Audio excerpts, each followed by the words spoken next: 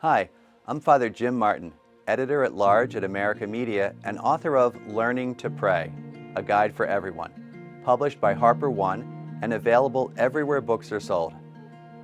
There are a ton of definitions about prayer, some of which I talk about in my book, Learning to Pray.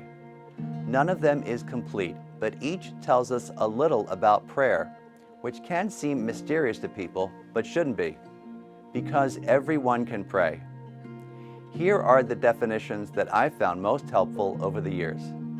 St. John Damascene, an 8th century Syrian monk, says that prayer is a raising of the mind and heart to God. That's an important reminder that prayer is not only about thinking about God, but also feeling. It's not just an intellectual exercise. Your heart is involved as well.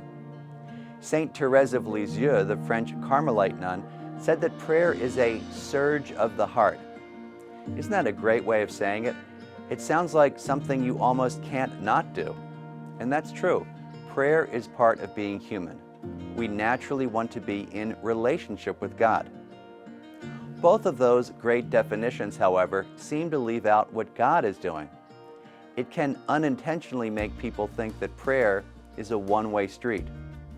While we're lifting our hearts and minds and our hearts are surging, what is God doing in response? That's why St. Therese of Avila's definition is so helpful. She says it's a sharing between friends.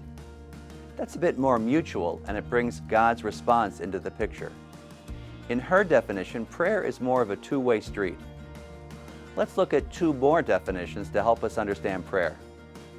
Father Walter Burkhardt, the Jesuit priest and theologian, called prayer a long, loving look at the real.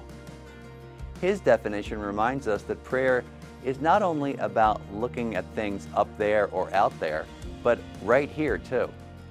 God can be found in the everyday. Finally, the late Father William Barry, a Jesuit priest and author of many books on the spiritual life, said that prayer was a personal relationship. That's a great insight. The kinds of things we can say that go into a good friendship, time, listening, honesty, even silence, also help make for a good relationship with God. Summing up all those, you might say that prayer, however you do it, is a conscious conversation with God. And it's not simply what goes on in your daily life, important as that is, but prayer is one-on-one time with God, who wants to meet you there. Learning to Pray, a guide for everyone, is published by Harper One and available everywhere books are sold.